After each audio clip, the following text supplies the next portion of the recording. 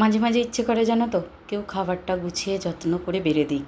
রান্না করছি ঠিক আছে, কিন্তু ওই যে মেয়েদের কপাল, সব কিছু হয় না স্বপ্নপূরণ। তবে একেবারে দেয় না যে তা নয়, আমার শাশুড়িমা যেদিন পারেন দেয় অবশ্যই, মিথ্যে কথা বলবো না। তবে বেশিরভাগটাই আমাকে বাড়তে হয়, আর এই কাজটাই বড্ড বিরক্ত লাগে জানো তো। রান্না করি যত না কষ্ট হয়, ভাত বাড়াটা মানে একটা যেন কীরকম। তবে আমার ভালো লাগে গুছিয়ে বেড়ে সাজিয়ে সবাইকে খাবার পরিবেশন করতে, আর এটাই তো মেয়েদের ধর্ম, তাই না?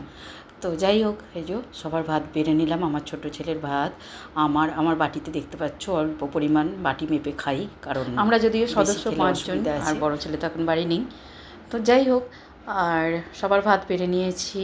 আজকে রান্না করেছি কাঁচকলা ভাজা করেছি, আর কচু আলু দিয়ে মাছ দিয়ে একটা দম মতো করেছি। আর মা আর আমার বড়মশাই খাবে কুলেখাড়া পাতা সিদ্ধ আলু দিয়ে, যেটা মাখা হয়েছে।